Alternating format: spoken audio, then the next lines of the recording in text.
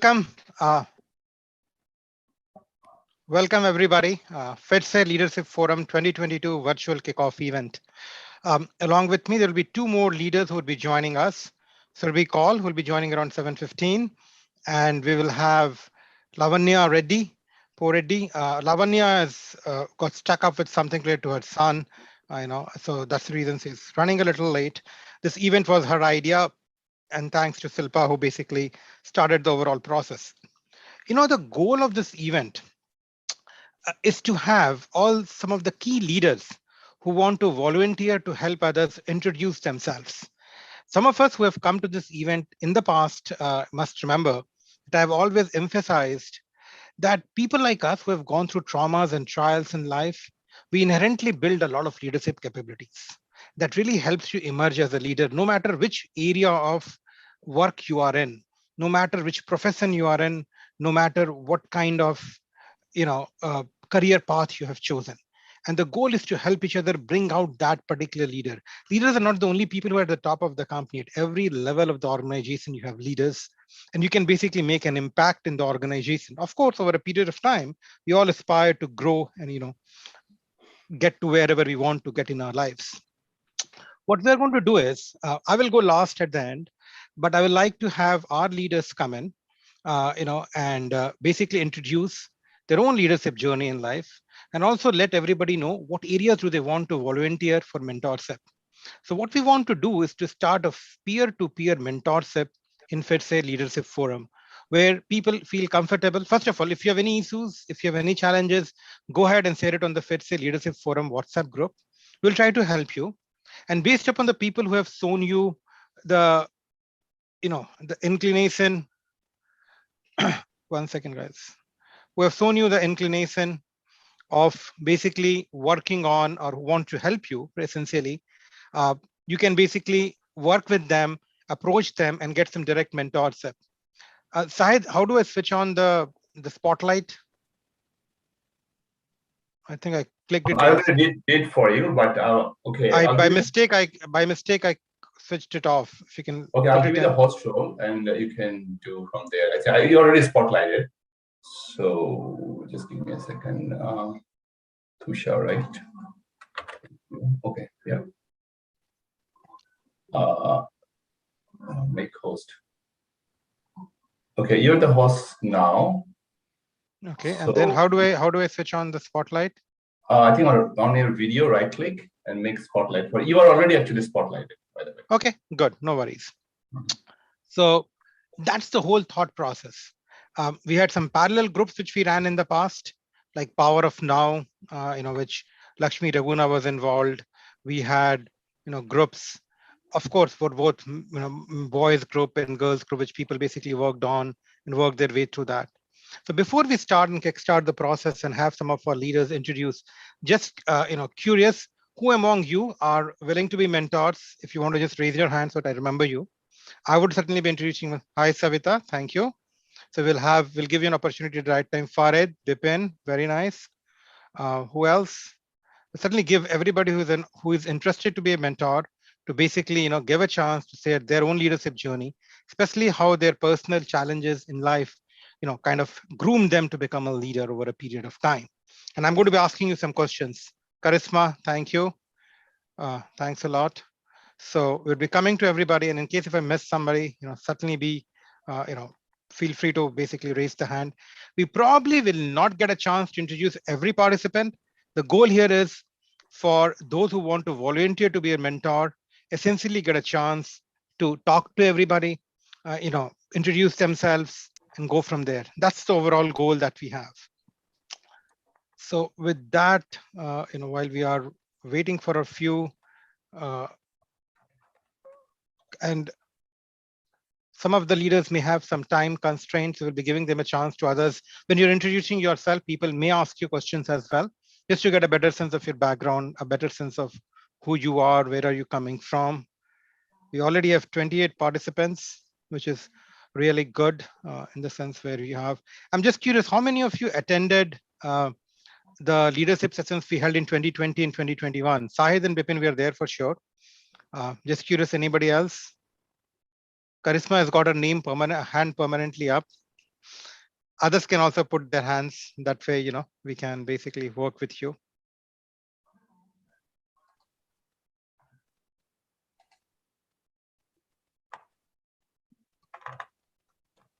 Very good.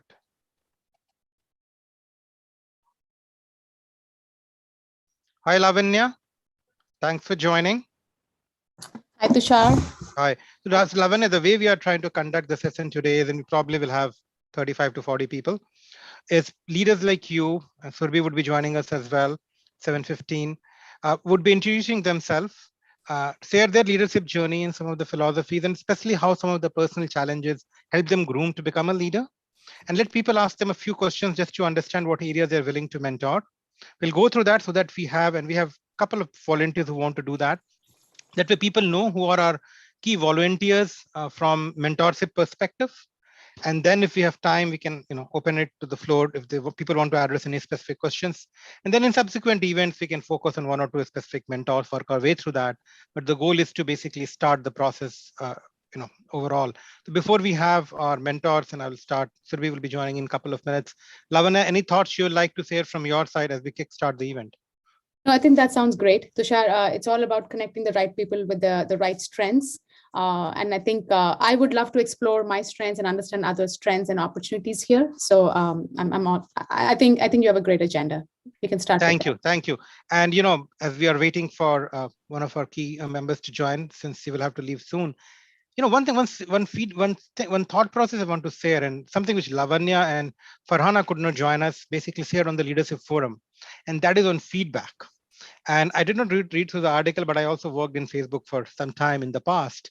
And one thing which I learned on that culture, and Lavanya, I would love you to talk a little bit more about, is why is it important for people to be open to receiving feedback if they want to grow as a leader? You can do all of your self-analysis, you can learn about run from books, but feedback process, especially coming directly from people, always helps and always helps you to groom yourself as a leader. Lavanya, why don't I turn the mic to you for you to share your thought process, especially what you learned in feedback, in Facebook. By the way, Facebook itself is getting a lot of feedback nowadays from all over. It's not just about Facebook, but what I've learned in the past, and I keep learning every day, is three things about feedback that I like. One, every person has their own blind spots. You think that you're doing a certain thing, you come across a certain way, but it's how people perceive of you that you are not aware of. So with your blind spots, feedback is the best way to uncover those blind spots and get to know how you're being perceived by others. That's the first thing I like about feedback. Number two, I think feedback has a negative connotation to itself. People are scared, or they feel they are threatened, or they're being told something that they don't want to hear. So when people give me feedback, for me, it's all about they're taking out time from their life, consolidating their inputs and thoughts and telling me. That means they're vested in my growth. So always consider feedback as people investing in your growth. And that's what feedback is, a gift. Feedback is nice to receive. Always receive it well. And number three, again, as I said, have an open mind about feedback. Don't try to correct them, because their feedback is their truth. It's their perception, it's their truth, and there's nothing wrong about what they're saying. So don't try to correct them. Don't try to justify yourself at that moment, because neither you are wrong, neither they are wrong. It's just we're looking at the same thing with different lenses. So it's important to know what others are thinking about you, and hence feedback is important. So those are the three things that comes to my mind when I talk about feedback. Makes complete sense. Anybody would like to add? I'm just trying to help a mentor join. Anybody would like to add their own experience in terms of getting feedback from others?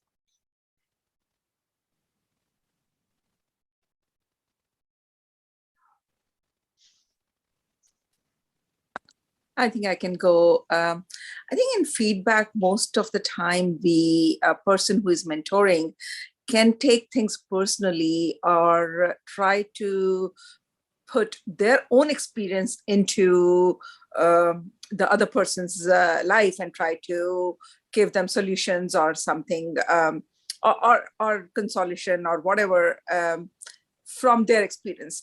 But I think feedback is actually that you need to listen to them and you need to understand them and be open with your own mind. So that actually opens your horizon. That helps you understand things even more better to a different level when you hear your own criticism.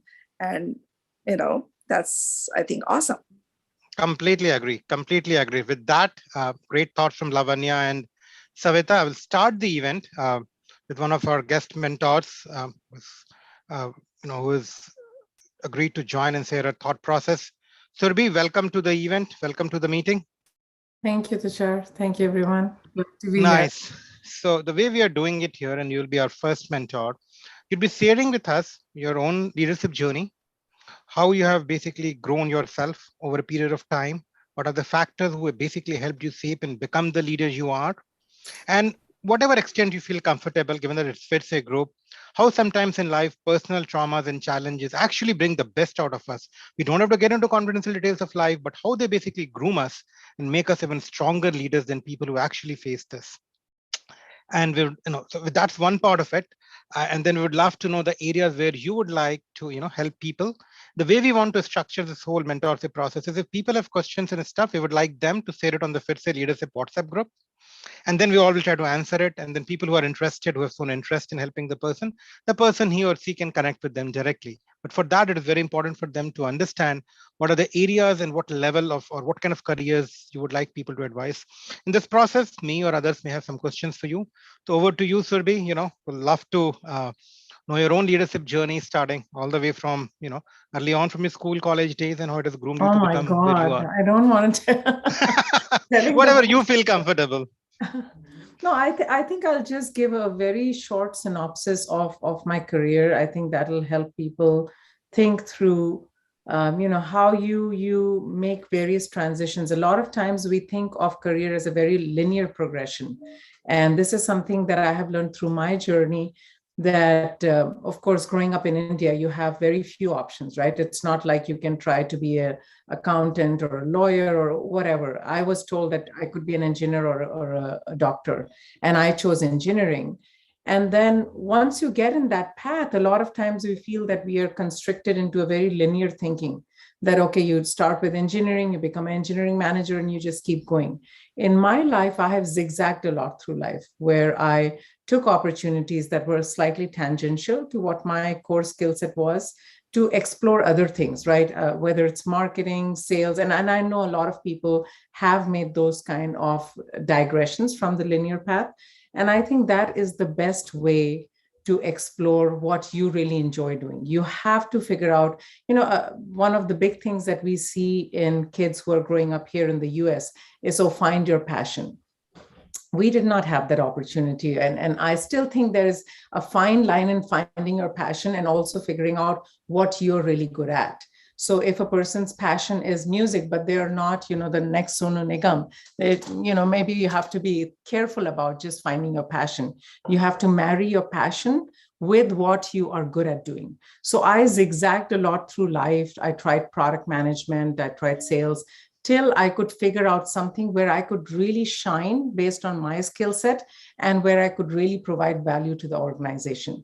So I would encourage everybody to, if you are in an organization that gives you that ability to try different things than what you're doing today, you absolutely must do that. A lot of times junior people in the company come to me for advice, and I tell them, if you have ability to do a 6-month internship, trying different things within the company, do that. It's an absolute blessing in the companies where you can do that.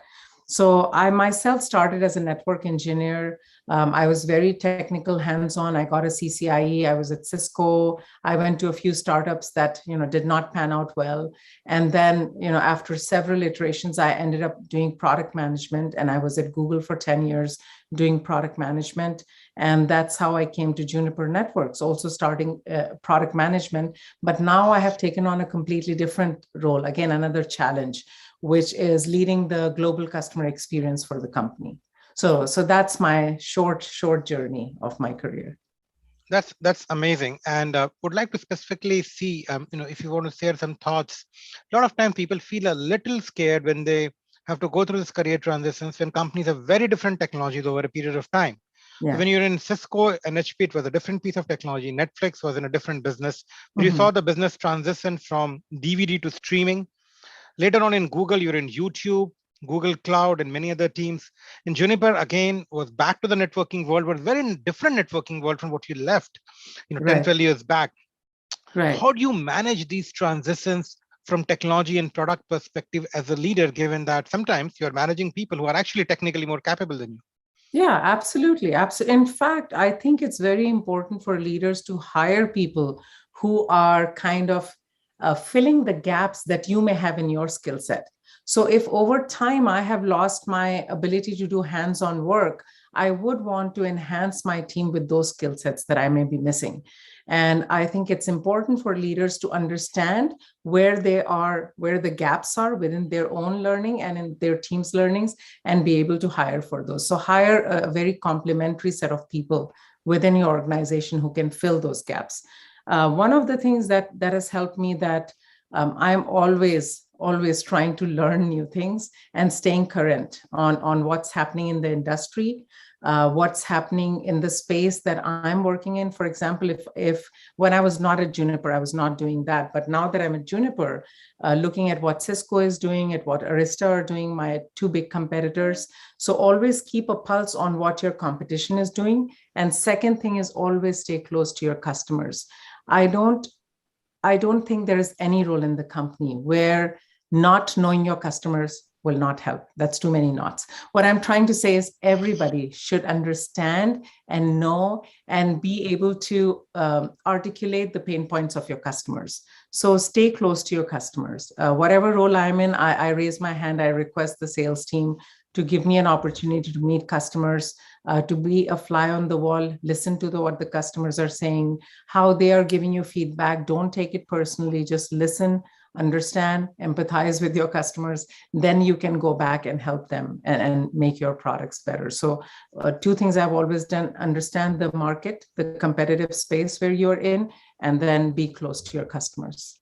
Makes complete sense. And what I'm going to do is, I do have another question, but what I'm going to do is the number of people who are going to be mentors, who have volunteered to be mentors, and they'll be introducing themselves later, but I want them to comment, Lavanya, Savita, Bipin, Farid, and others who basically have volunteered to be mentors, would like you to comment on whatever Surbhi has said, and see if you can correlate with some of your own experiences to add to what Surbhi has said. And there was a comment which was made in the chat, I think from Lavanya, the thought that growth and career should not be linear. It's a very deep statement. So would love to hear your thoughts so that we can make it a little bit more interactive. We certainly will hear more from Surbhi.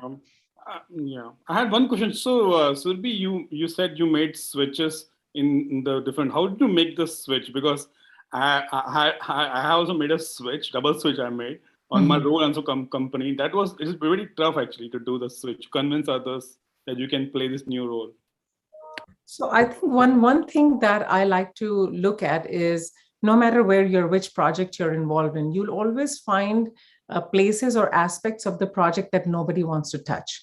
Either it's very tricky, or it's something that is really non-rewarding, right? It's not going to get you the limelight or something, but it's an opportunity to do something that is very much needed and that will give you an ability to do. So sometimes you have to take that grunge work on. That's a good way to make that segue from what you might be doing, your core work. So if you want to talk to your management and say, hey, I want to do a 20% project, I will not let my work get impacted, but I want to do this shadow work and go shadow a product manager or somebody, and tell the product manager that, hey, if I'm giving you an example, right? In case you want to learn that, tell that product manager, maybe a friend or maybe somebody that I'll do a little bit of work for you, just so that I can get an opportunity of learning, and I will give you a little bit of breathing room by taking on some of your work that you may not be super interested in. So that has worked for me in the past. And I've tried sales like that. I have shadowed sales teams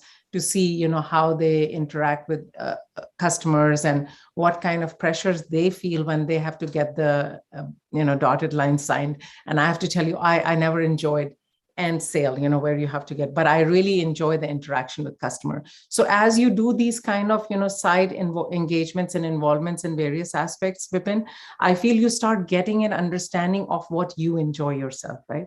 So you have to kind of find that sweet spot between what you enjoy and what you can bring to the table, and try and find the balance between the two. Makes sense. Lavanya, anything you would like to add from your side? based on your own experience? My career also has been very non-linear. As Survi said, I started with sales, I went into product, I went into programs, and now I'm finally in operations, and I found my sweet spot. I think I got lucky to be able to make those switches. And again, Bipin, to your question, it's not easy to make switches. There are multiple ways in which you can justify yourself and justify the manager that you're going to work under, the leader you're going to work under. Either go back to school and learn new skills and start making the switch based on the skills you learn from school, or try to look for opportunities within your organization where you are able to volunteer. The world needs more volunteers. There are people who always want to push back on work, and if you raise your hand and say, I want to take on that work, then you will get those opportunities. So I was able to do that in multiple organizations in the past, and I was able to make those switches. And I feel like I found my sweet spot now. And as Surbi mentioned, try to learn every facet of an organization, because that's what a leader should be looking at, is always wearing that CEO hat, always looking at the big picture. And the only way, or one of the main ways you can do that is by learning all of the facets of the operations or organization. Makes complete sense. Bipin, I'll share something with you, and then I would love Surbi to add something more to it. Is number one, whenever you make a transition, make no mistake, it's a risk. You go through a lot. You certainly have perpetrations in your heart. You are not sure, and that's the key part of a leader. Because I'll quote. It was in Hindi, but I'll quote it in English. If the result of a fight is already known, then it's not a battle, it's not a war. And so if you win it, there are no rewards. That's the fundamental nature of life. It's the first important thing. Second thing is, we mentioned something very tricky and important, which is sometimes in life, people do not want to pick up something. In one of my recent jobs, there was a very big privacy related initiative. I was working in one of the big B2C companies. Nobody wanted to do it. I finally ended up leading it, 100+ people team with 4 different engineering teams. It was a harrowing experience to start with, helped me emerge a lot as a leader. And in that process, we did, I think somebody's saying that option speaker can be in speaker mode when they speak. It's you only on speaker. Okay. I am not sure how that works. I'll try to figure it out, Silpa. So, when I was leading that particular initiative, what was happening was, so when same thing what Surbi said, it was a very tough experience. So how do you get through it, right? So me, Surbi, we also have other forums which we run, through some of our undergrad alumni organizations. And I used to reach out to people. I reached out to my mentors. I remember once reaching out to Surbi also for help. It's okay. And I still remember in one of the conversations, I still remember the date. It was around middle of June, 2020. When Surbi said, Tushar, this is all good. Go back and reread the book, 7 Habits of Highly Effective People.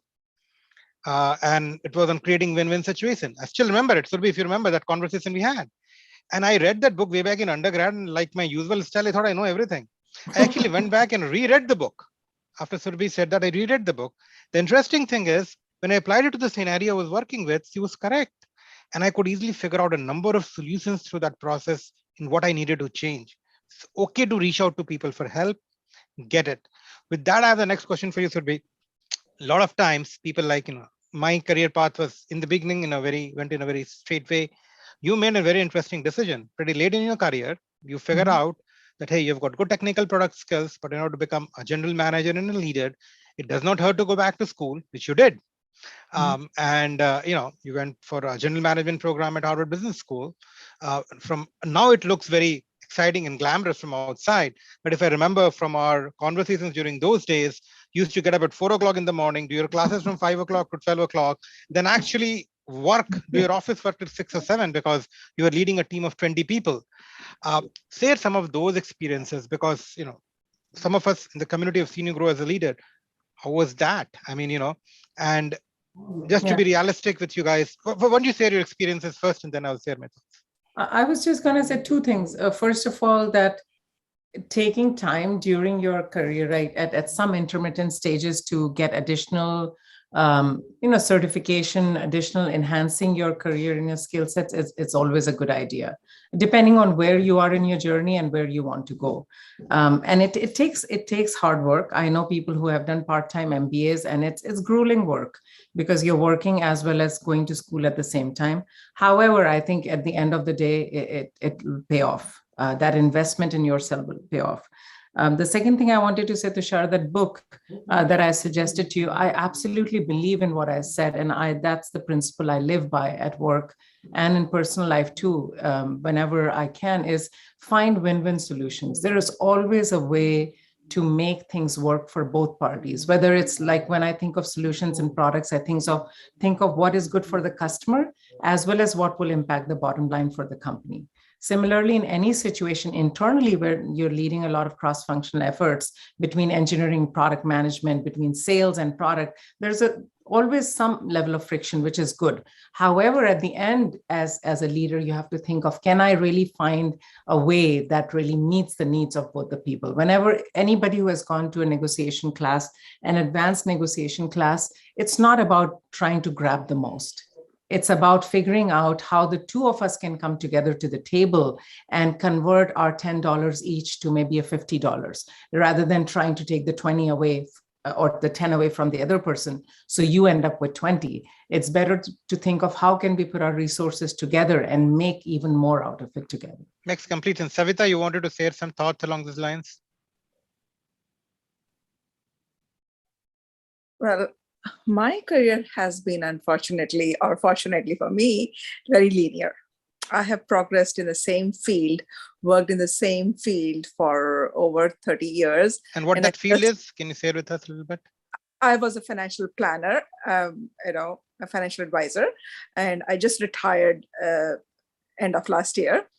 And so it has been, but my life has had a lot of ups and downs and different turns. So in one way or the other, we end up playing the role and the challenges of a different scenario or people or profession or challenges. So it has been very interesting life for me, and now I want to just share it. What I wanted to ask Surbhi is that, everybody can learn from all these experiences, and no matter whether your career is going linear for whatever reason, or it's going with lots of challenges, twists and turns, and anyhow, your destination is always one destination everybody has, and you have to reach to that destination. So how to overcome all these challenges with your personal challenges? Now I'm out of this chain, and I want to help others with all the things that I've been through. And I switched actually in a way that I was a math major and I came here and I did finance. So it was a different career path I chose, but that was right from the beginning. Anyway, so biggest thing is that how do we cope up with these challenges? There are frustrating points. There are many points where I was just totally frustrated, and I said, okay, let me give up one of these three things that I'm doing. How do you advise people or cope up with that yourself? And let me make it more straightforward for the question, much more succinct. What she's asking is your personal challenges. You have to raise the kids, you have a career, you probably may have a divorce case going on. How do you manage through all of this and still basically build yourself as a leader? And maybe if you can share with us, without getting into any details of your life, how actually some of those challenges built you as a better leader, which you probably would not have been if your life was much more simple. I think I agree with that, Tushar, that the challenges that I came across actually helped me become a better leader and a better person. But Savita, I understand what you're saying. When you're going through the hardest part, post-divorce, which all of us have gone through, that is a time when at least I did that I had to put my career on kind of a back burner, on a slow pace that, you cannot. I had to focus on kids, focus on finances, focus on getting everything in order before I could start running again. So I did have to slow down on some of the professional things to make sure that I was fully available. And you're right, it's very taxing. You cannot be going full engines blasting on your career as well as home, as well as all these other challenges that all of us have faced. So at different times, and I want to give all of those people hope, people who today are embroiled in that, going through that ickiness of the post-separation, post-divorce time, and you're like, oh my God, will I ever get back to where I was or where I want to be? And my answer is yes, you will. Because once you have gone past those challenging years, and when the kids are younger, it's very, very hard. You're barely sleeping, you have all kinds of stresses, but it gets better. It gets better with time. You get wiser with time. Things calm down in life, and then you can again turn around and give your career all you got. But it's okay to take a break and let it simmer for a while, before going full speed again. By the way, you answered the question which Lavanya asked, like, can women have it all? Yes, absolutely. That's a Very beautiful. well said. Another thing, Manpreet had a question. Manpreet, maybe I'll let Surbhi answer it. I'll just give it a preface. His question was, how do you convince the management essentially to sponsor you for like an MBA program and all? I mean, I'll let Surbhi answer it, but the way I have always looked at it is, when the organization sees a long-term potential and value in it, in whatever you are doing, and you have been delivering results, they're willing to invest in you. So it's not, a lot of people think that, hey, that person got away with it, or, he had good relationships, he got through it. But Surbhi, I mean, would love, since you have a recent experience, and I would love to hear, and some of us had heard in the IRE circles, how the chief product officer, who is now the chief operating officer of the company himself, suggested you and sponsored you, and and has trusted your abilities. Yeah, so I think, Tushar, you're right. You have to build that trust and that relationship with your leadership, where they can see that you are invested in the long-term success of the company, right? If you are just thinking of figuring out how I can get the education and move on, it will show, it'll reflect. So again, it's that mentality of win-win. If people have not read that book, I would highly encourage. I mean, I always have copies of that book, multiple copies, and whenever I have to gift somebody, I do try and give that book. A lot of people, my friends, don't like me because I give them gifts of books. That's the best gift I can think of. But I think for that, your friends need to meet certain criteria, because I have not yet got any gift of books from you. You're right, I need to get to that level. But I gave you the advice to read the book. That's it's not so I did not reach that level, but I get the message. But it's a great book, because it'll teach you not just about professional, achieving your professional goals and win-win relationships. It also, in personal life, you have to think of, how do you come across as very genuine, as a person of integrity, that if the company is investing in you, and for example, some of you may know that at the end of this year, I had an opportunity to step outside and be a CPO in a startup. And I had to, it was very hard, but I decided to decline that offer and stay with Juniper. They had invested in me, and I wanted to stay back and do my best and see if I can really bring impact to the company, to the leadership that has placed that trust in me. So you have to go in with that mindset, with that feeling, and with the thinking. And I think it'll show in your conversations and your interactions. If you genuinely feel that, it'll come across. Makes sense. I have two things. So one is, Lavanya, quickly for a minute, if you can share your thought process. You worked in Facebook for a long time. Sheryl Sandberg and her book Lean In is very famous. A lot of people have read it, including me. Anything you would like to share from your thoughts? And I, Surbhi, you told me that there are a lot of Lean In groups which run here in Bay Area as well, right? Would love both of you to share some thoughts, which probably will, not just for the women, but for men as well, some of the key learnings both of you had from that book. So maybe Lavanya, since you worked in Sheryl's organization, start from you. Love to hear from Surbhi as well. Lavanya, you're muted. Sorry, I read the Lean In book a really, really long time ago, and I had written to Sheryl at that point. Even I wasn't at Facebook. I didn't agree with a lot of her points at that when I read that book, mainly because I think her book wasn't very inclusive of some special cases like mine, where I was an immigrant and she asked me to lean in. But again, those were the challenges I had at that point. Once I passed all of those challenges, leaning in for me right now is all about contributing and having an influence in whatever areas I can. That is leaning in. If there's somebody who's coming up with a problem, it's to lean in to help them solve the problem. It's about showing the North Star to the organization. That's all about leaning in, contributing in the ways that you can, being your authentic self, and just being bold about it every single day. You don't have to go the extra mile to do the actual work. You don't have to be responsible or accountable, but it's all about contributing and making or enlarging the pie every single day. That's lean in for me, and that's what I do every single day.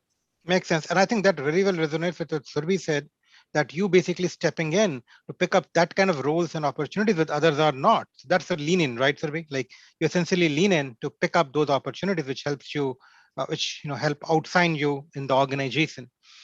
One thing which I would like to share, just to continue Surbhi's thought process, not get into a lot of details of my own life, was in 2013, after I got separated, it was a tough time. I'm being very open and sharing with you all is in 2013 November, I decided to prepare a list of things which were not there in my life. My house had to be sold because of the process, and very tough divorce process which I had to go through. So I literally, in November, when I prepared the list was pretty long. So guys, if you start comparing your life, you'll see that the list of things which we do not have in our life is very long. So I literally cried. It was November 2013, I literally cried. The next thing I did was I tore off that list and put that in a garbage. I've never looked at that list ever. Home, car, facilities, bank account, this, that. I decided to live my life the way I wanted to.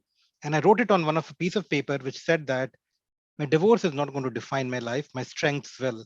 I decided to go back to my days in my undergrad when I used to win national level championships in debating and did a lot of things over. When by the age of 31, I had already done my undergrad, master's, MBA, and was a banker on Wall Street. I decided to bring back some of those things. That is just to tell you guys that sometimes it takes you time to come up, but sometimes you have to just go and dig up into your own past, which you were there before you got into a relationship, and bring that thing out of it. And since then, life has been, working our way through it. One thing on which, Surbhi, we'll love to hear your thoughts. It's a book I'm very passionate about, and I remember a long time back sharing with you as part of a leadership forum, a different leadership forum, was a book called Starting with Why by Simon Sinek. A lot of you and me, all of us try to make decisions in life of what we want to. And it's an amazing book. Would love to hear Surbhi's thoughts. Surbhi at one point of time gave it to her direct reports or her team as well in Juniper, she told me. And the interesting thing was I had suggested the book to Surbhi long time back. And later on in one of our other coffee chats in a different forum, I was asking something similar, which kind of reflected on the fact that I had not given a thought. And Surbhi pointed to me saying, so, sir, you suggested me the book and you're not following what you said. So Surbhi, why don't you share your thoughts? Because that will be very important for people who are thinking of making decisions, switches, starting with why, your thoughts and how your team basically took it. Yeah, I'm smiling to myself because just today I was in a mentoring session and I told somebody to read that book again because we were talking about strategy and I was telling her that before you propose any strategy to your leaders, you should think of why we should do this. So the more you go into the layers of why, you'll be able to articulate very crisply why the company should get behind the initiative or invest in it. So I think the ability to figure out where we want to go in the long term takes time. And I think if you are able to spend time thinking through where you want to go and why you want to go there, taking stock of where you are today and figuring out where you want to be in 5 years. And this is a question a lot of interviewers ask. And it's a challenging question. People prepare a lot like, I want to be leading a team. I want to be doing this, but sit by yourself and not for anybody else.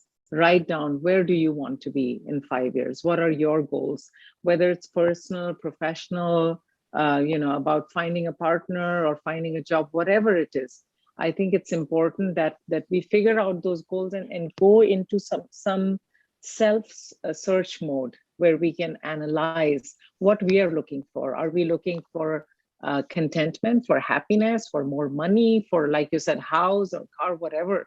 And once you articulate that, try and go into the into the next level of why. Why do you need this? What are you trying to seek? And when you get that, what would you achieve and why? And the more you peel the layers, the more you'd be able to understand that what is it in the deepest core that you are trying to get to in life. And I think it's important for people to know. And then I have done that self-analysis many times.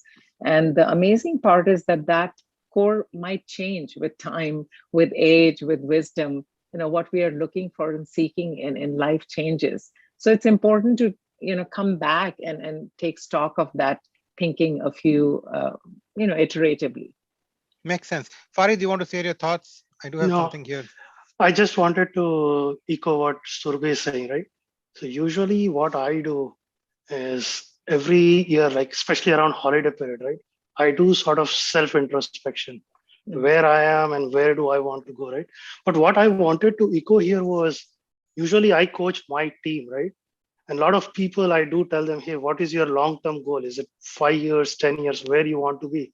And a lot of them have challenges because they don't know, because they haven't thought through it. So I give them a tip. The way I tell them is, okay, it could be if you want to be, let's say, somebody like Bill Clinton, identify some personality. Maybe it is within your company, or maybe it is somebody outside, or identify your role. It could Role be, model. hey, you identify a role model or a designation, right? Hey, I want to be a head of product management, or I want to be the best chef in the, let's say, state of California, right? So you identify and see who your role model is, and then try to list down what their qualities are that you admire about them, right? And then sort of you do your own skill and assess your own assessment. Like, okay, where I am and what does it really I think will take for me to reach there, right? And then work with your mentor or maybe with your manager to have that discussion, right? Hey, this is what my ultimate goal is. Then start to put small, you can say, roadmap items, right? Hey, next 6 months, this is what I'm going to do. In other 6 months, this is what I'm going to do, right? So that's how you will be progressing towards your goal. Like one very simple example I tell people is, let's say, hey guys, you want to go to, say, Seattle, right? And you want to drive, and you sit in a car, but you put the wrong direction and you start going towards LA. So here you are wasting time, like you are putting a lot of efforts. You are using your resources, but you're not going in the right direction. So you will never reach Seattle.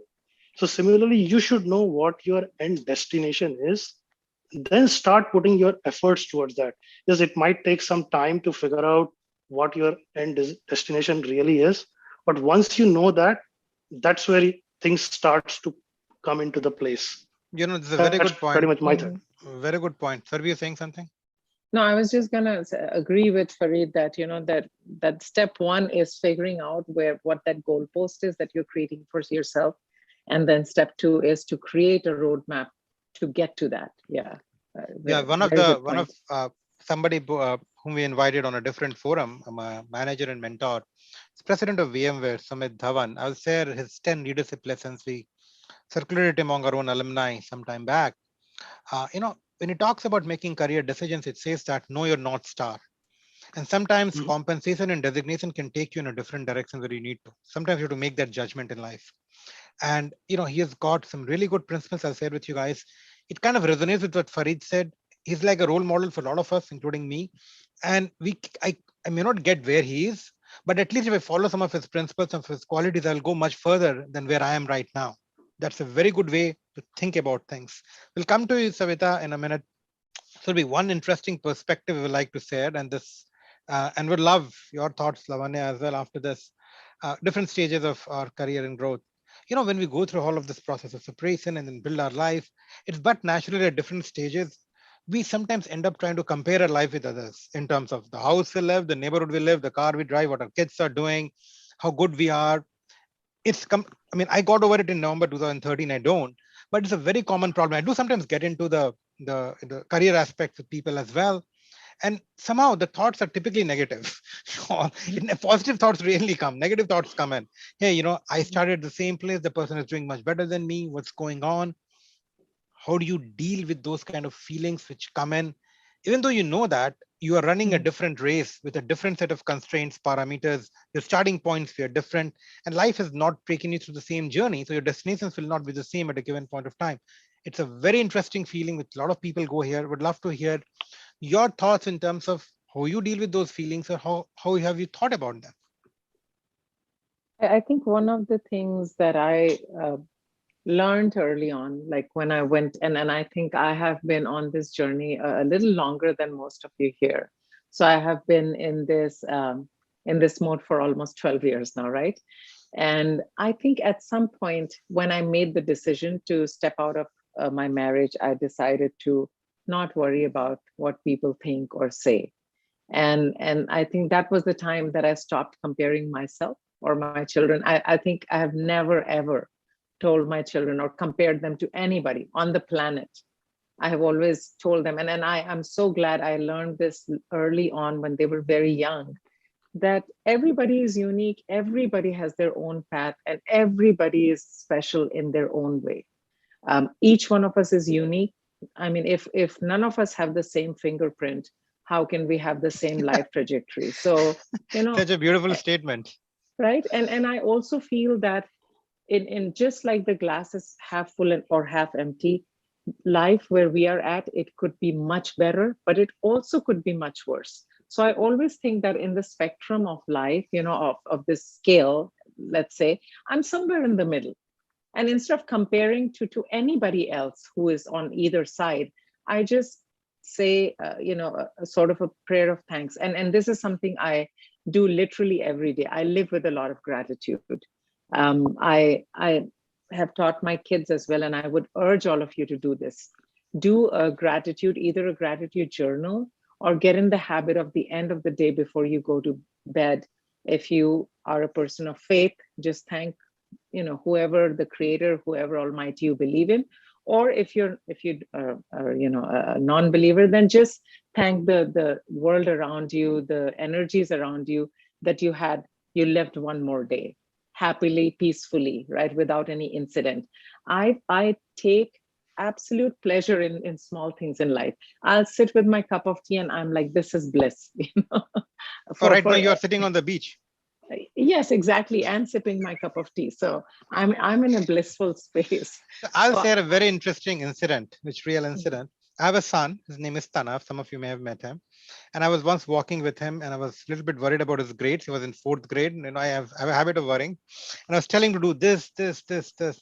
And around that time, me and Surbi were organizing an event for a different forum, and we needed to coordinate. So she called me. So I put her on speakerphone, and I told her, like, "Hey, look, my son is not listening to me. This is what needs to do." So then Surbi was like, Surbi did not address me, he addressed my son, saying, Tanav, don't worry, forget what dad is saying. This is what you should do. Now, my son says that, Daddy, Surbi auntie gets it. This is what he said. I'm like, so I was not, I did not, I was not in that mode at that time to have Surbi take the conversation in a different direction. I switched off the speakerphone. I said, Surbi, you are not talking to my son anymore. Surbi was like, don't worry. My other friends also say this. Now, few days back, I was thinking and reflecting on something else which we had discussed in a different forum. And one of the advice she gave to us, a couple of other people, was sometimes you need to just sit and chat with your kids. Forget about career, forget about anything. Just sit and chat with them like friends. So few days back, literally few days back, Monday evening, I sat down with my son, I hugged him, and I wanted him to share things with me. I can't share all of those things here, of course, respecting his confidentiality. But he came up and said so many worries or so many things which is going in his head and heart, which we might laugh upon. But when I addressed with him, he felt very, very much at calm. And yesterday evening also we had some conversation, and I'm finding that those conversations are really helping me build a bond and realizing that he is different from everybody else. I'm just trying to relate a few things so as to give you guys a color into what Sylvie is saying is something which we have all lived through and are worked our way through that. Lavanya, in a minute or two, would love you to share some of your, things we have seen you sharing on Let's Talk, as well as, comparing life with others, comparing not kids, but generally life with others. Would love to hear your thoughts. We'll then come back to Surbi because I know we'll be losing you in a few minutes. We'll love to hear your closing thoughts, and then we'll move over to other mentors. Oh, I've been miserable when I try to compare my life with others. We all. I took a 1.5-year break when I had my son, and I thought my life was put on hold. I was going to be out of workforce forever. I just didn't enjoy that phase. So I've learned my lessons in a very hard way. I try to compare myself with my peers who were like moving ahead, and I just felt very behind. Sooner or later, and those are all in my 20s. My 30s actually taught me to be much wiser. They taught me to be more kinder to myself, and I learned that I was my only competition. There's no competition in life, and that's exactly what I keep telling my son too. There's no competition. It's just you against yourself and how you make yourself better each day. So I stopped comparing myself. I stopped being hard on myself. I just started enjoying my life. I started doing things that really brought joy to me, and I built my own trajectory, and I started working on my short-term and long-term goals. So Perfect. my yardstick was my short-term and long-term goals, who were my board of directors that I wanted to work with. And I would recommend everyone have a board of directors. They could be your friends, your peers, your managers, your previous colleagues, or whoever it could be. People who are industry experts, people who can, who have their minds in the right place towards your career, and they are going to invest in your career. Have your board of directors and then just go with them. So that's the one big thing that I did was carved my own trajectory, had my short-term and long-term goals, and I had my long view clear. That helped me not to compare myself, or like everyone has their own swim lanes. I just followed my swim lane. Makes sense. Makes sense. By the way, just to pull your leg, you said I was like this in my 20s. I was like this in my 30s. Since you never talked about 40s, we have a good idea how old. I just could not help putting the punchline. So we'll love to hear your closing thoughts. We know you have some time constraints and things going at your home. Would love to some of the key thoughts with which you like to leave everybody, since you have been through this journey. You know what people are, what they're feeling, what they're thinking, what their aspirations are. Would love. We probably will have you and other mentors. Will probably organize more focused events. This was more of a kickoff event for the year, where we'll basically pick up specific topics and go much more in detail and depth. But your closing thoughts before you go. The closing thoughts, I would say that, reach out to each other for help. Don't hesitate. Once you start speaking, you will see that there are others in the same boat. And because nobody spoke up first, nobody really was able to share. So have the courage to be the first one to speak up about your challenges, or if you see somebody in the group. And I mean, this is a great, excellent support group. And I'm so happy that this forum exists today. We did not have things like that when I went through my challenges, but I still found a little group of friends, close friends who were in similar boat, and we would share our challenges, talk about kids, talk about career, and remind each other that whatever we are going through is temporary. We will all come out the other side shining. Lean on each other to get advice, to get guidance on how do we face these challenges, work and home and everything that we have to manage. And remember that if you have to put your career on a slower pace for a while, that's okay. If you have to take a break after you have children, that's okay. At the end of the day, it all evens out. It all balances out. So just stay hopeful, stay positive, and reach out to each other for help. And really thank you. I'm going to respect your time because we want you to come back, and I need to build my credibility with you so that we can have you back in other events. Hopefully, a lot of us will see you on our hike on Saturday morning. Yeah. So exactly. People who attended the event, if you have other questions, you can ask during the hike if you want. Oh my God! Thank you. No worries. No worries. No worries. Maybe I'll skip the hike now. No worries. No, please. Bye, Thank you. everybody. Thank you. Bye. Thank you. Bye. Good. Thank you, Surbhi. Lavanya? I'm here. Yeah. So why don't we now turn to, since we started with her, since you had to drop off. Somebody's made a need to drop. Okay, that's fine. So Lavanya, now we will like to turn attention on your own career journey in terms of the companies that you started with, your education, the kind of stuff you have done. and then, Facebook journey, and now you are in Match.com, which owns Tinder as well, if I'm correct. And you're Oh learning through man, real life. now I need to connect with Lavanya. Right. So we'd like to hear your thoughts in detail of your journey, especially whatever you feel comfortable with in terms of challenges you had faced, especially how you turned your personal turmoil into professional victory and professional successes. People will be asking you questions as well. I will step out for a minute. So, I'll let you run it. I'll step out for a minute and we'll be back in a minute. But over to you, and why don't we start hearing from you? Okay, I'll be back Thank in a you. minute. Thank you. Thank you. As my name suggests, I am from Hyderabad. I've done all of my education there. I moved to the US in 2005, and I worked previously in India as well before I moved here. As I said, I started my journey in sales. That was fresh out of college. And I moved into product, I moved into program, I moved into managing global markets.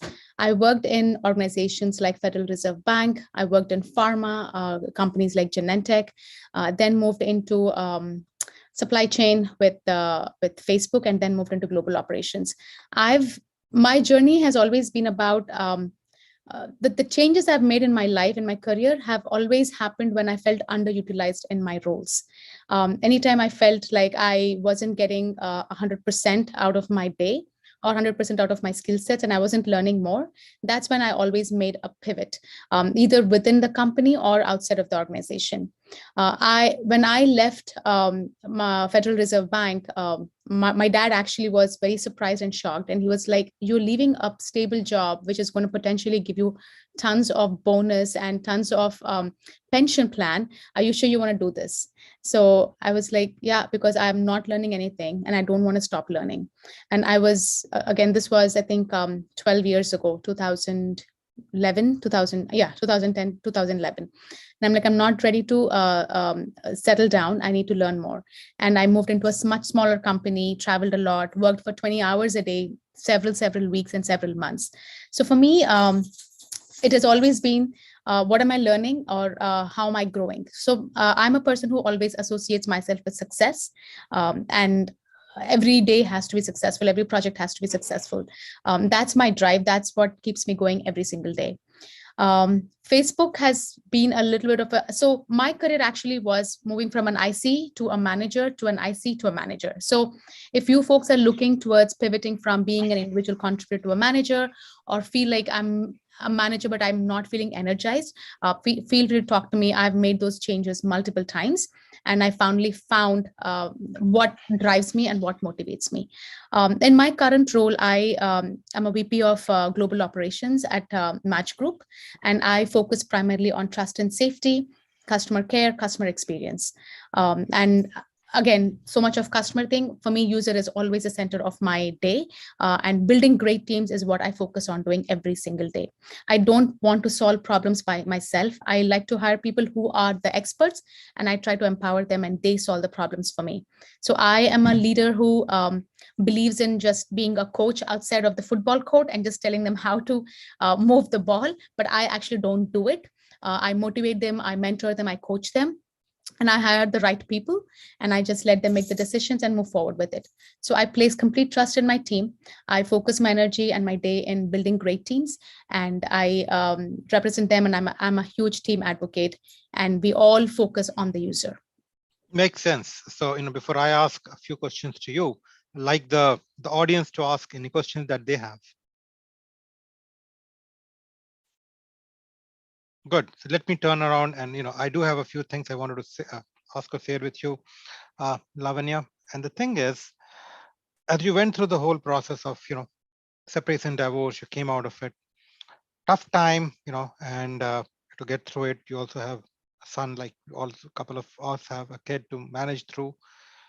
That process, that phase, how did that impact you as a leader in terms of your clarity of thought or things that you learned in that process which helped you build you as a leader?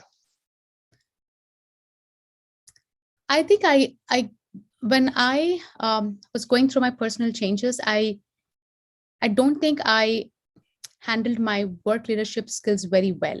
I didn't want to come across vulnerable to my team. And I was at Facebook leading US 2020 elections at that time. Team was going through a lot of stress. Global operations was dealing with all of the content and behavioral and ads issues, which elections actually has. So my team was working on very, very high impact project. I did not want to bring any of my home stress to work. But as Surabhi said, you always have to ask for help. True heroes are not somebody who tries to solve problem by themselves. It's about going and asking for help. And that is what makes a true hero. I didn't do that because I didn't need to do that. My separation was a very long journey. We had been thinking about it for several years, and we were ready. So it was not an emotional turmoil for me. My biggest stress was taking care of my son and preparing him, and that came over time. So it wasn't like one fine day kind of a thing, Tushar. So I don't know if I can really justify that question. It had no impact on my day-to-day life because again, we had drifted apart for several years. It did not happen overnight. So I was prepared. My son was prepared. His dad was prepared. We had all prepared ourselves, and then we made those transitions very, very gradually.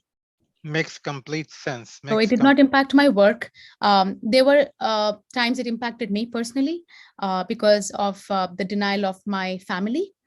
So for me to manage all of that was a little tough. It took me a year to convince them that this was the right move for me. But in terms of my work, it hadn't impacted. Amazing. That different people deal with things in a different way, in a different environment, in a different mindset. Lavanya, I just now observed that a gentleman called Sunny has joined our call. Sunny, you want to come on camera? Hoping and assuming you are in US, not in Bombay. Sunny, are you still there? Okay, no. Anyway, the reason I wanted to bring in Sunny was the gentleman from our PhirSe group is an amazing guy. He actually went to India during peak of COVID to help his brother run a hospital in Bombay to take care of COVID people who were going through COVID. And I wanted to listen from him a little bit. How did he do it? A lot of us have challenges dealing with our own problems. He decided to put himself in the middle of a fire. And what kind of leadership skills helped him get through it? I still remember it. I know Neeta did an interview for you, but looks like either you have gone or you are not there at all.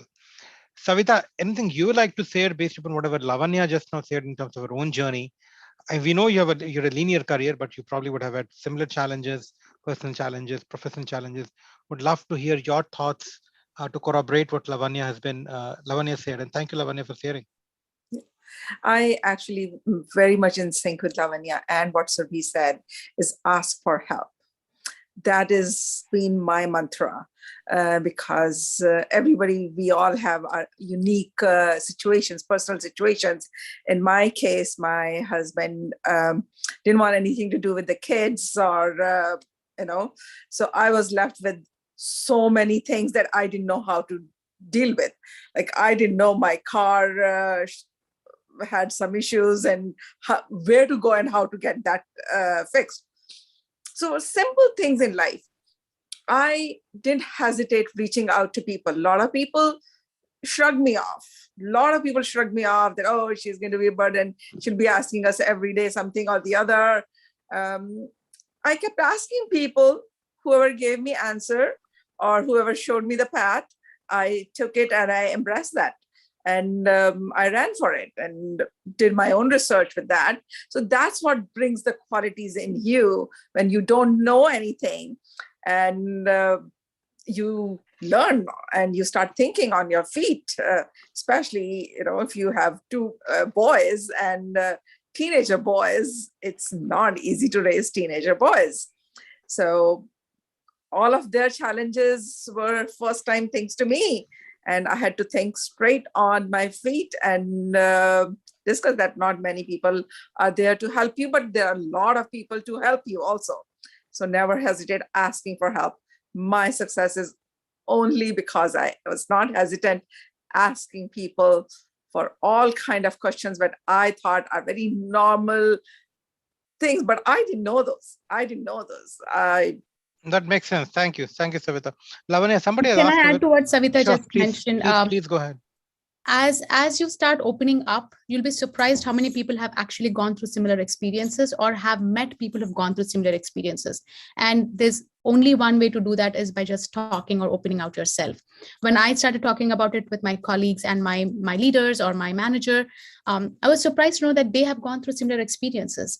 And they started sharing tips with me. They started sharing their insights with me and what the recommendations were, how to, like two of my colleagues had gone through divorce of their own parents, and I started asking them about what did they have an experience as a child, what should I bring to the table, and how should I prepare my own kid. So you'll be surprised how many people around you are having similar experiences, similar trajectories, similar challenges. And there's only one way to find out is by just opening out yourself, asking for help, asking for questions, probing more, showing, being just vulnerable. It's very, very powerful. People think being vulnerable is weak. Being vulnerable is the most powerful thing to do. So don't be afraid to do that. We as Indians always feel like asking questions or coming across as ignorant or stupid is actually is a weak point. It is not. It's okay to ask questions. It's okay to say that I don't know certain things and just opening out yourself. So Farid, I'll come to you a minute. Go ahead. Absolutely. Like Okay. I am totally in sync with you. Perfect. Thank you so much, Lavanya. Thank you. Farid, we'll come to you in a minute. Mamta Gangwar, she is in Canada, Toronto. And she has said a very important point. It says being empathetic is one of the key leadership skills.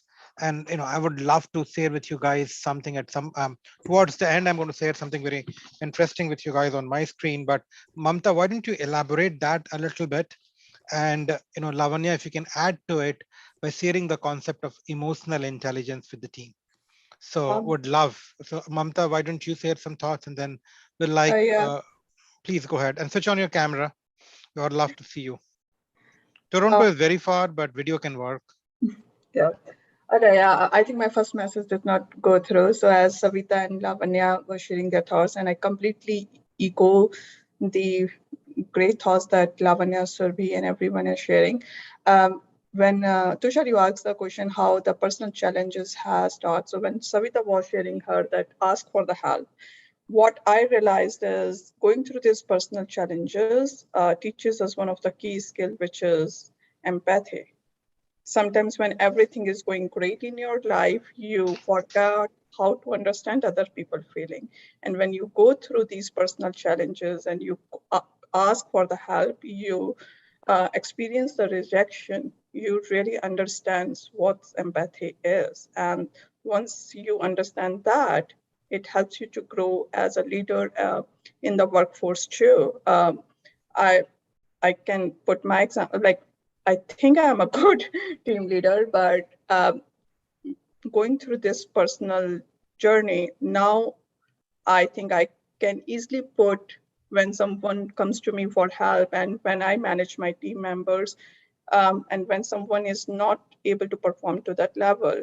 Earlier, before I went through these challenges, earlier I was like, why? You should do that.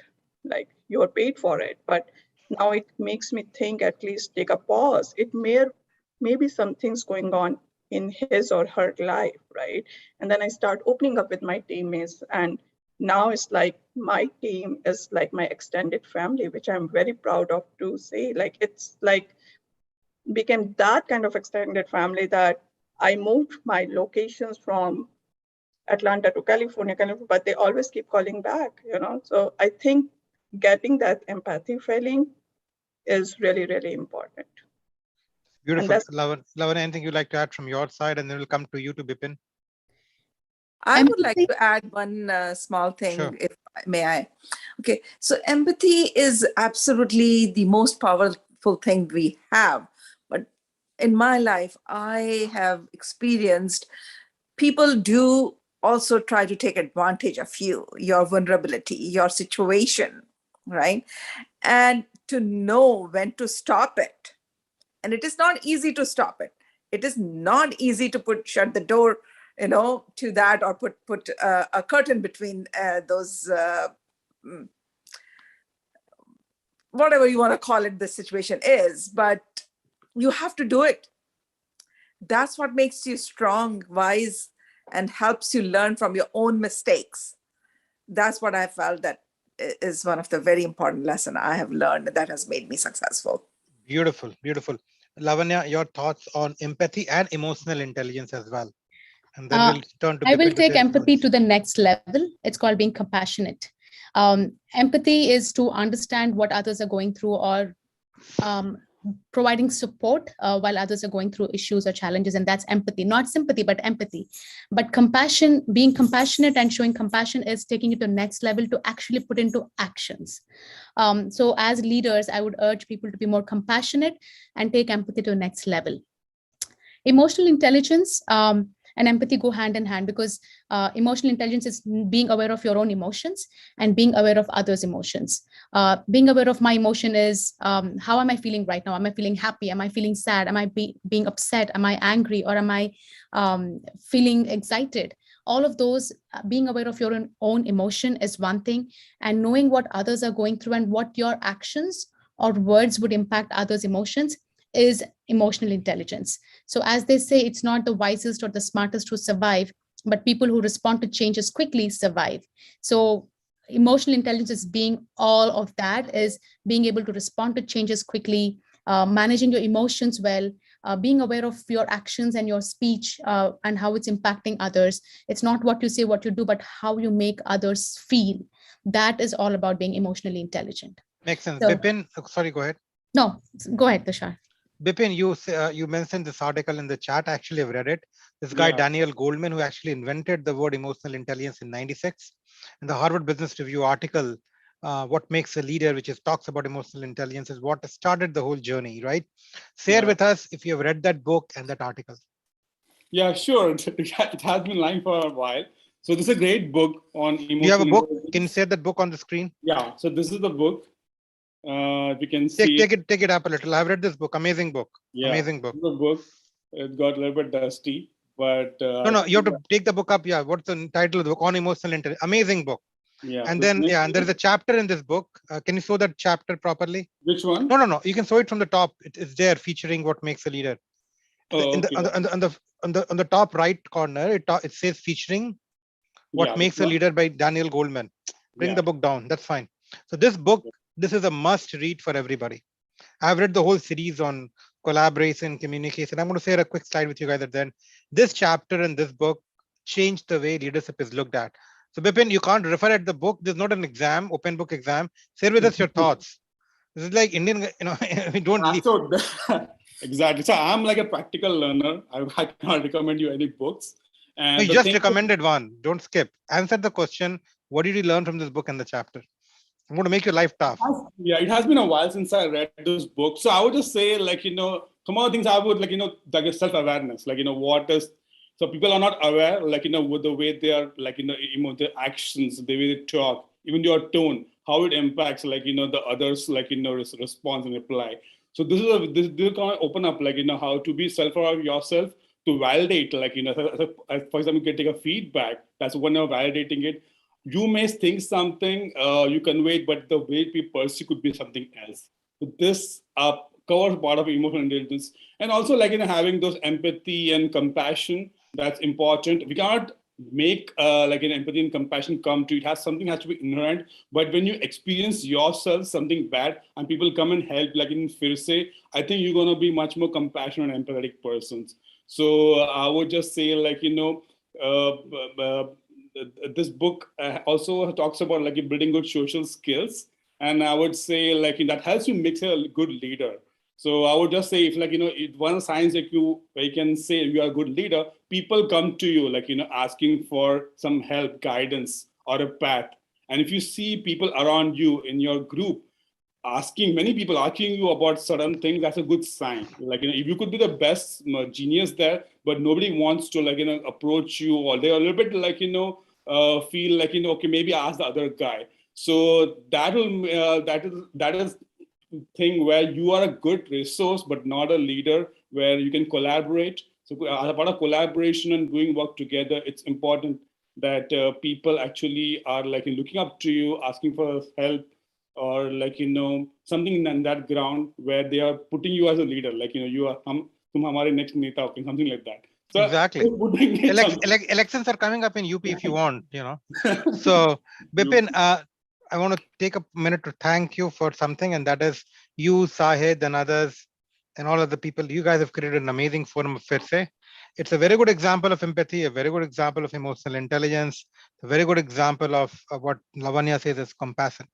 What I'm going to do is I'm going to share something unique with you guys on the screen. You'll not find it in any business school book. It's a little bit confidential. I have developed this over last 14 years. So, for those who, my own career in 30 seconds, undergrad in electrical from an IIT and master's in computer science, both my undergrad and master's was in artificial intelligence. I worked as an engineer for 6 years, Intel and Sun, mobile communication software, different areas. Full-time MBA in Stern in New York, became a banker on Wall Street, was in private equity for 6-7 years, came back to Silicon Valley. And then I have built businesses as a product leader at VMware, Facebook, Twitter, Dell, Amazon Web Services. And over a period of time, I've developed a collection of leadership thoughts. I'm going to share one slide, but I'm not going to bore you guys by going through the slide myself. I would like any of you or all of you to pick up different points on that slide and elaborate whatever you want to say around it. Let me share this slide. And this slide essentially, can you guys see my screen? Yeah. Yes. Good. So here is how I have worked upon. This is a leadership principle slide. There's a very famous book I always recommend people to read. It's called Extreme Ownership, how US Navy SEALs lead and win. Amazing book. This book talks about, how do you basically, let me see if I can get the chat out. So, how can you take some of the principles from war into corporate world? But this is a leadership slide I have developed, which I follow on a daily basis. I'm running some big initiatives right now. Vision-driven motivational leadership and strategic thinking with flawless execution. These are the key points. And there are 4 personality traits around it, which are very required.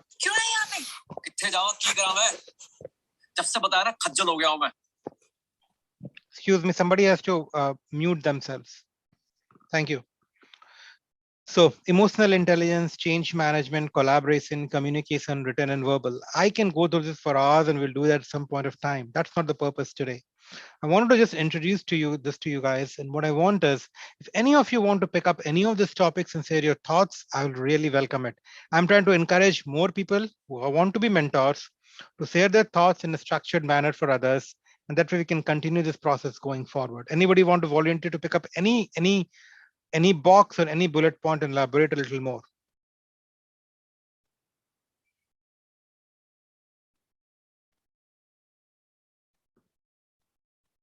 Lavanya, maybe on emotional intelligence side. Yeah, I was going to say, I think we've spoken about emotional intelligence. I think Bipin shared some useful insights too. It's all about, again, as I said, self-awareness and social awareness. Those are 2 things that are critical. But I think looks like somebody wants to talk on communication. But Sure. Communication, cross-functional collaboration. These are really great points, actually, Tushar. I'm this is all put in one slide. This is amazing. All the truly principles that leaders should have. And I also like the quote that you had. There are no bad followers, are always bad leaders. And again, my favorite quote for leadership has always been, leadership is not a title, it's a behavior. So we can all be leaders in our own ways, but we just fail to be leaders. We want that title or that authority to start acting and behaving like leaders. So my urge to this team would be to not wait for a title, not to wait for a authority to be given. Influence without authority, leadership without authority is much more powerful. So that's what I would want to leave the leadership principles. But I think we've dug a little bit more into emotional intelligence. That will need its own session in itself. I'm happy to lead conversations around that. Absolutely. Communication, anybody would like to pick up that? Oh, sorry. I think Manpreet wanted to, and then Prakash wanted to on collaboration. Start with Manpreet on communication and Prakash on collaboration. Oh, I think there was some overlap between the communication and collaboration, but there is always overlap between all of these boxes. You can't be good in one without being in the other, right? But go ahead and share your thoughts on communication. Yeah, so I basically wanted to talk about the alignment of interest. So probably that falls in the collaboration. So I wanted to share a small thing that I used to work on the technical projects before, and a lot of time, they would get deprioritized, or they won't have that much of impact, or there would be misalignments and all. So I came up with the like I tried to solve this problem. So I built some templates around defining a goal, and taking all of the stakeholders views on what they think, like having a specific like feedback column, and noting down every person's name and writing what they have to say about the goals and the milestone, and then incorporating that to finally come with the more aligned goal and get it approved with all the stakeholders, and not just doing it at a very high goal level, but also doing it at a work stream level, milestone level, at the decision level when we are planning things, and also at the execution level. And I've found that after I made this change, the projects have been a lot more impactful, and there has been a lot more engagement, and it has impacted even even to the level of it impacting the head counts and hiring and allocation of resources in the team. So yeah. That's amazing. Prakash, on collaboration. And one second, before Lavanya drop off, any last words you want to share with us? She's already drop off. No worries. So good. Prakash, anything you want to share on collaboration? Yeah, I don't know. I think I turned on my video. Are you able to see? I don't know. It's just. No worries. Can you see my screen? Yes, I can see yours. Okay. Yeah, I'm. Okay, good. Yeah. So I think I do see. I think it's good that you kind of summarized, Tushar, everything in one. I think as Manpreet also said, there is some commonality. Like a few points within the collaboration also falls under the emotional intelligence. But it's good to have that one. I should say one sheet. Vision about about all these points. I think it's good. So regarding going back to the collaboration, I think I find at least in a workplace, it applies to anywhere. It's just not only the workplace. And then it also reminds me of a book as well. I think I'll tell about that. I'm not able to recollect the title of that book towards the end. So everything that we do, I think whether it's at work or anywhere else, I think people tend to look at what is in it there for me. Like, people get interested or anyone gets interested in any conversation or any work or any project or anything, only if they see that they have something that they got to gain. So that means they can sense there is a win-win situations for the person who's doing the work and the person who's getting it done. So that is such a, and I noticed that at my work as well. Anytime if I cannot really push few things through somebody's throat if they see that it is not really going to benefit. So it has to be put in such a way that we have to show them the vision, like how that win-win situation would really help them. That is one thing I noticed. That is one good point that you put in the collaboration, and also aligning of the interests. I think it kind of goes back to the win-win only, but the interests, right? But like you can take maybe resources become one of the biggest issues, especially in the US right now. But the work does not get reduced. But how does one gets the work done from an employee, and then who's overstretched and others, right? So there has to be something like if somebody is a manager or somebody has to really tell how whatever they are doing, collaborating on any aspect is really going to align with their interests. Their interest may be moving with a career growth, somebody you may have basically aligning the tasks based on the individual's interests. Basically, you're just playing to their strengths. So that plays a great, that goes a long way in just trying to ensure that we get alignment and then a good collaboration. Very good. Very good. Anybody would let me stop sharing to make sure I can see some of the chat messages which people had. Thank you, Prakash. Lavanya dropped, Savita Biani dropped. Let's see, we have anybody else who would like to pick up any of the topics that we had on the screen, share their thoughts. The reason I want to do this is one of the main purposes of this forum is not just for me or somebody else to come, and give their, inputs. We want people to come and be a leader and share your thoughts as well. So anybody would like, I'll bring up the screen, the slide again. Uh, Anybody would like to share thoughts on any of the boxes or the points that you have?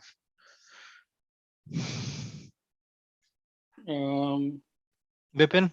Yeah, actually, I don't know what to cover in this box. Maybe I can. There's a few mentors in here. Maybe they can offer something. Maybe somebody can want needs that offer. Like especially, so what I can do is that because I came from doing a double switch from an IC to a manager recently. So what the transition normally within the company is easier. The switching between the companies is harder. How to convince how to go about in a manager interview role and what elements are involved, and that I can help people who are making a transition from IC to manager. Because I also got a lot of IC offer, better offer, but I still took a cut to go to a management position. So you have to have some passion. But if anybody wants in guidance in that, definitely. Reach out to Vipin Sethi. Yeah. Vipin Sethi, one-stop solution for IC to management and emotional intelligence. That's how you define Bipin Sethi going forward. Guys, by the way, the reason I pull Bipin's leg a lot is I have known him for years now. Anything else you guys? I don't want to keep you guys for the whole 2 hours because we'll have these sessions more frequently. And Neil, you wanted to share something or comment on that particular slide? Let me know. Sure. Yeah. Hi, Tushar. Hey everyone, my name is Neil Iyer. So Tushar, first of all, thank you. You're doing an amazing job moderating Thank you. this panel. It's very energetic, really helpful and insightful. Thank you so much. Absolutely. I think a lot of fantastic comments by Surbi, Fareed, Lavanya, Savita, and all of you on so many of the leadership principles. One chord that resonated with me, and just for context, my background, I currently work at Meta or Facebook as a people manager, and before this, I worked at Tesla. I'm a mechanical engineer by training, so work on hardware products like something like this that you might have seen. Oculus. Is this Oculus?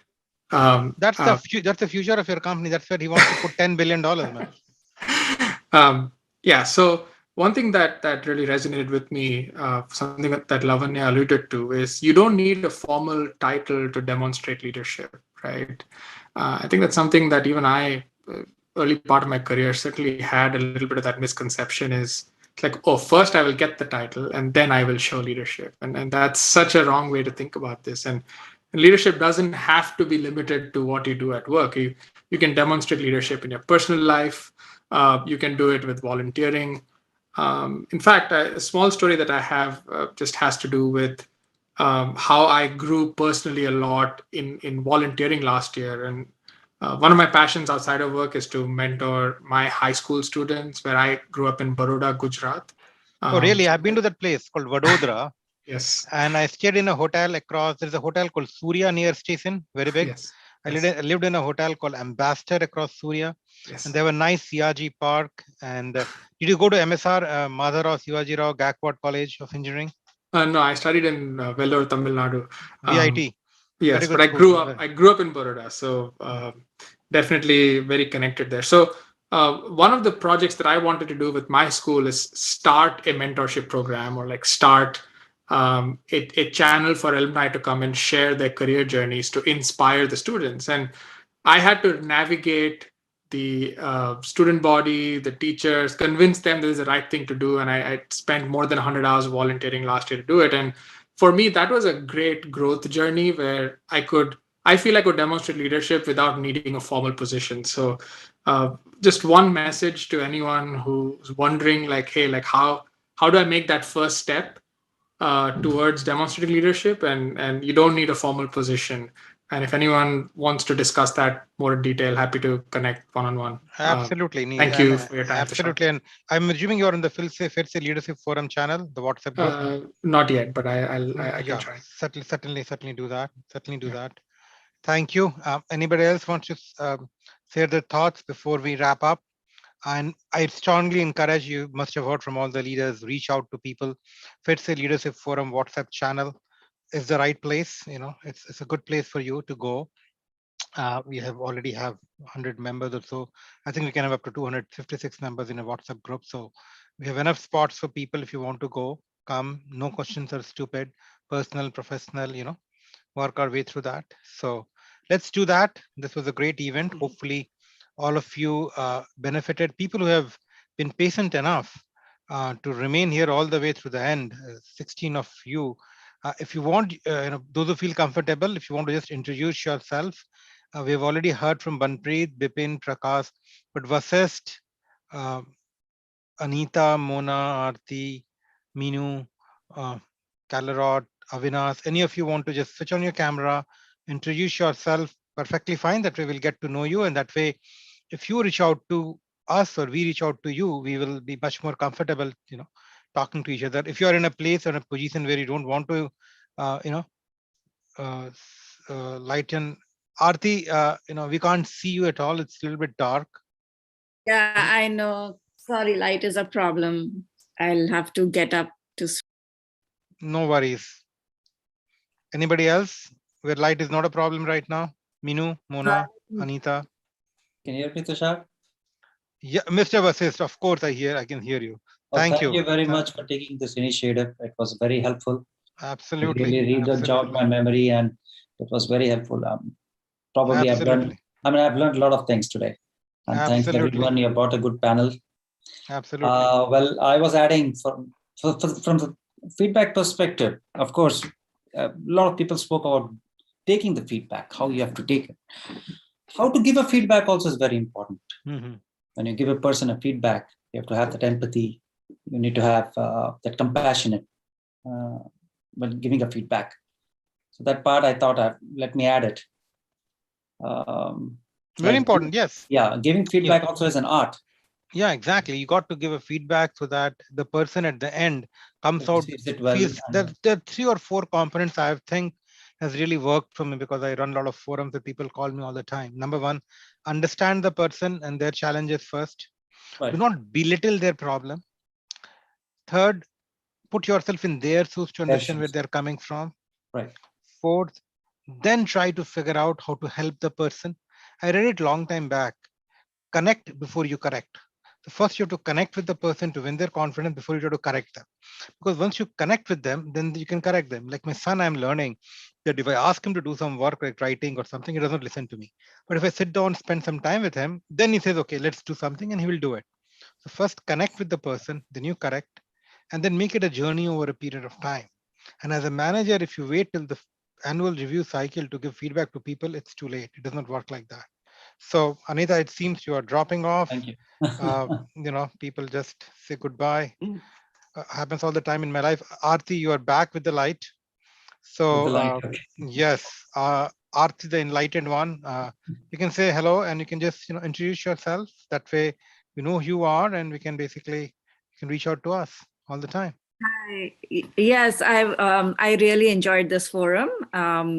All good information, lots that I could relate to. So in my journey, I'm at a place where I have been an individual contributor, and I actually want to take the next step to move up. And so my questions would be like how to start the journey to leadership, and how to be more influential at work. I know it sounds like the book title.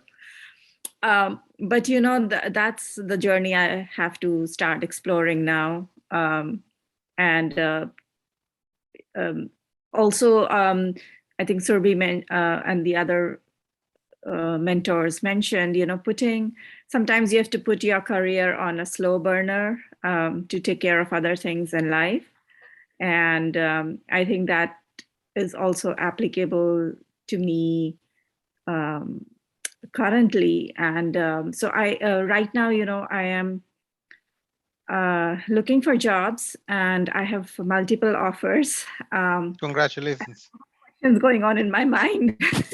So I would definitely love to connect to one of the mentors. And, right. So let me actually give you an algorithm how you decide about job offers. Give me a second. Sure. I've got solution for everything. Don't worry. You're awesome. I've been through a lot of these in my life. So one of my mentors, he's president of VMware. He shared with us, how do you basically make career choices and decisions? especially when you're in multiple offer situations. So give me a second. I'm pulling up something. Awesome. And then I have a funny story to share about leadership. So it's like when you're put into a leadership position. So it's a very small incident, but it taught me a lot about leading without resources and volunteer efforts. That's amazing. But let me first solve your problem before we basically take your, you have your say your thoughts. You're always important. So I'm in human resources, by the way. So very good. So one of my mentors, he's president of VMware. I've done a lot of sessions with him, and he shared with us over a period of time. I've developed a document, 10 lessons from fireside chats with him. One of his lessons is very applicable to you. It's flowchart for career choices. How do you make? And you can. I'm going to copy that in the chat, so you can basically take a look at this first. What do you do? Who do you work with? How much value do you have? I'm taking a quick picture of this. Please do that. I'll let you take it. Thank you. I just did. No worries. No worries. Thank you.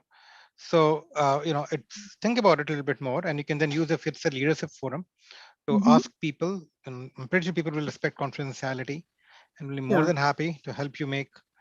One of the reasons why I typically wanted to create this forum is it's not scalable for me or Lavani or Surbi or anybody, Bipin, to basically cater to the needs of everybody. When we have a forum, a WhatsApp group, people can come, people can share their thoughts, and then we'll go from there. Mamta, thanks for joining. We understand this is 11:41 your time in Canada. So thank you for joining. Greatly appreciated. Minu, you want to introduce yourself real quickly? We've not met you before. And your camera, you seem to be very far for some reason. Okay, is that better? Much better. Can you hear me though? Of course, I can see and hear you. Okay.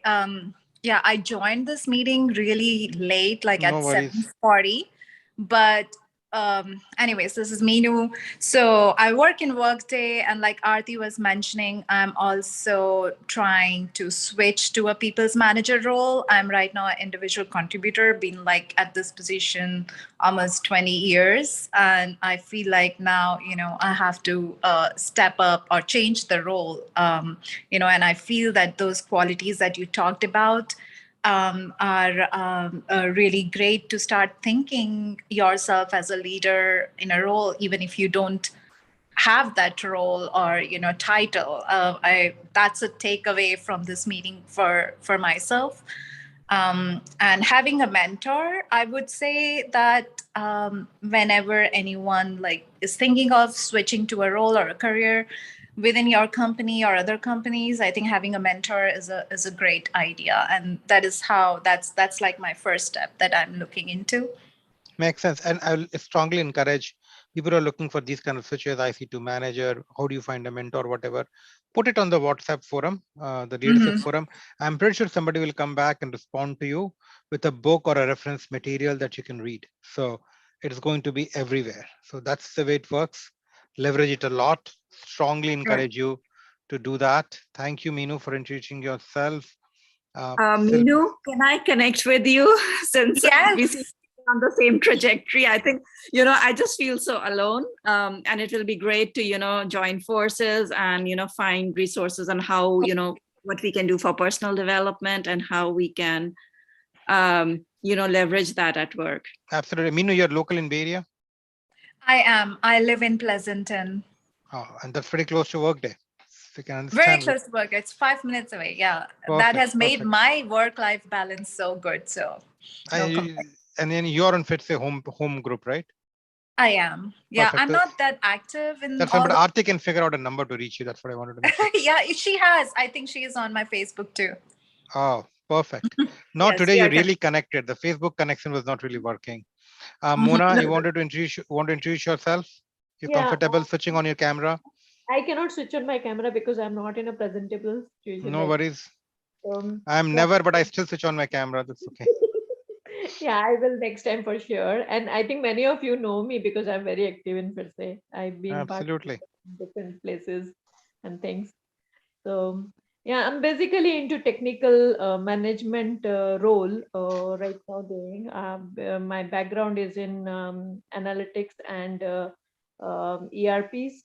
I have worked on several organizations and changed my roles also. And I'm looking for some mentorship in terms of growing to the C-level kind of roles or something if possible. Absolutely. So again, put that on the mentorship group. There are people who are close to those kind of roles levels as well. And in future sessions, we can bring those kind of conversations as well. Yeah. Work our way through that. So thank you everybody for joining. It was really good session. Really good, Tushar. Thank you. Absolutely welcome. Absolutely welcome. I love doing these things once in a while. And enjoy. Next time when we meet for dinner, Vipin, make sure somebody pays for it, right? Whatever, $10-15, that will help. we always low in budget, PhirSe. No. This is not you. I would expect somebody who's joined the meeting, maybe they can, pull in money and then give me something. Okay, Don't can worry. Sponsor. Thank you. Thank you, everybody. And it's dinner time now. So thank you. Thank you, my friend. Tushar, thanks for doing this. Good meeting all of you. Absolutely. Thank you. Thank you all. It was great. Thank you.